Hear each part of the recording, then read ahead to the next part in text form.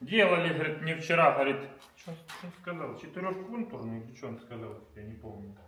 Все в песке, все. Вот, ребят, как надо делать. Вот, чистится все, моется, Продувается, дуется.